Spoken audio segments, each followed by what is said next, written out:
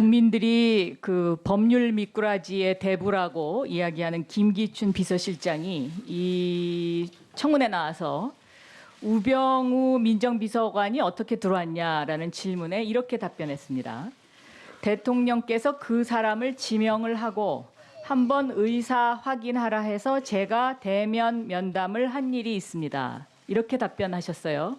그런데 김기춘 비서실장이 이렇게 답변한 사람의 특징은 모두 최순실이라는 사람이 대통령에게 부탁한 사람입니다.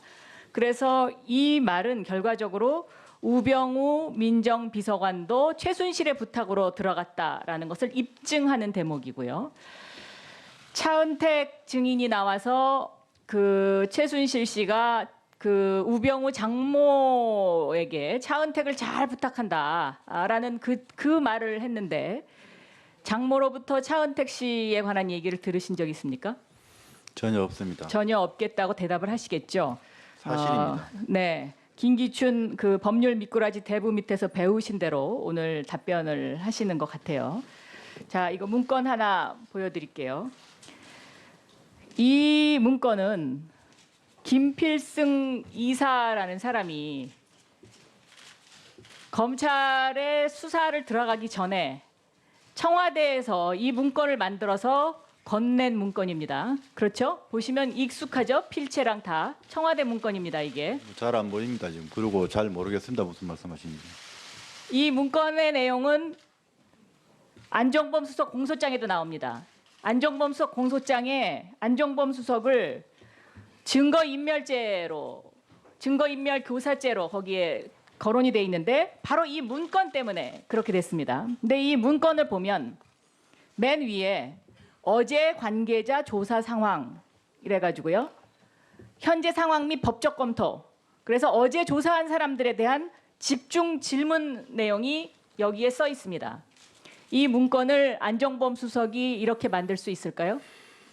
그거는 모르겠습니다만은 그 문건은 저는 모르는 문건입니다. 그런 거 작성한 적 없습니다. 민정수석실에서 만들었겠죠. 아닙니다. 검찰 수사 상황을 어떻게 이렇게 자세하게 알 수가 있습니까? 바로 어제 수사 상황을 이거 하나가 민정수석실에서 청와대 민정수석실에서 만들었다는 것이고요.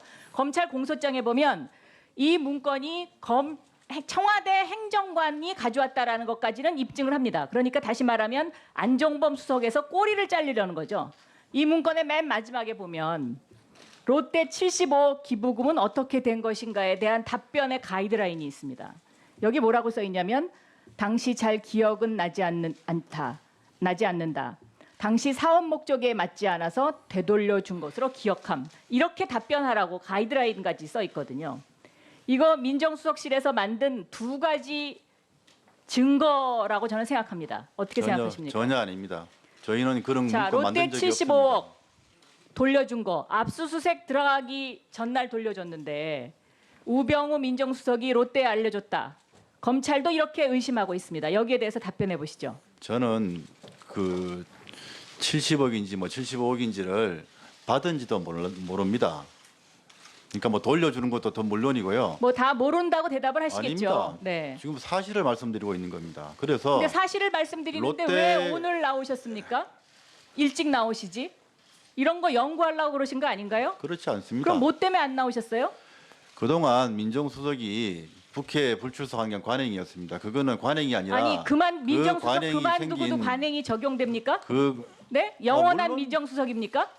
재임 중의 일을 말하면 마찬가지 아니겠습니까? 무슨 재임 중에 일을 말합니까? 그만뒀다고 네? 해서 그 그만뒀다고 해서 의무를 영원한 민정수석이세요? 그러면 앞으로 그만뒀다고 해서 계속 민정수석입니까? 대한민국 민정수석입니까? 제가 민정수석으로서 재임 중의 일은 말씀드리지 않는 게 맞다고 생각합니다. 그래서 2천만 원 현상금이 무서워서 그럼 오늘 나오셨습니까? 국회에서 오라고 두 번째 오라고 해서 그러면 그동안 못 나왔던 그 이유와 원인과 또 다시 또 국회에서 요구하는 거와 저희가 취할 수 있는 최선의 어떤 그 선택을 하고 최선의 답변을 하기 위해 나왔습니다. 자, 2014년 12월에 대통령이 정문회 문건을 찌라시라고 이야기합니다. 이 찌라시라는 규정은 누가 만들었습니까? 무슨 말씀이신지? 대통령님 말씀 표현을 말입니까? 찌라시라고 이야기하면서 가이드라인을 제시하죠. 수사 가이드라인. 저희가 한 건 아닙니다. 그럼 누가 했습니까? 대통령은 어떻게 찌라시인 줄 알았습니까? 이것을? 글쎄 그 부분은 저희가 뭐 직접 찌라시라는 표현이라든지 그 연설문이라든지 작성한 적이 없기 때문에 아니 대통령이 민정수석실에서 이 문건에 관해서 이게 찌라시입니다라고 이야기해주기 전에 어떻게 대통령이 이게 찌라시라는 걸 어떻게 합니까?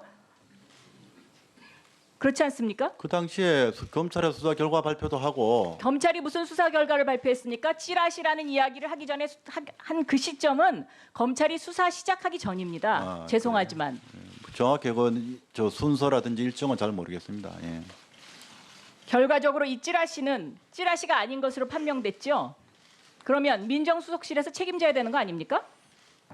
그리고 말씀인지 그 당시에 모르겠습니다. 정윤의 문건 당시에 압수수색 들어가는 거 왜 막으셨죠? 압수수색 같은 거 막은 적 없습니다. 압수수색 들어가는 거를 직접 전화해서 막았다고 검사가 진술했습니다. 그렇지 않습니다. 그런 적 없습니다. 왜 막으셨죠? 압수수색 들어가는 정윤회 집 압수수색을 왜 막으셨습니까? 저는 검찰이 법과 원칙에 따라 수사했다고 생각합니다. 그 외에는 김주현 대검차장하고 평상시에 얼마나 자주 통화하십니까? 평상시에요? 네.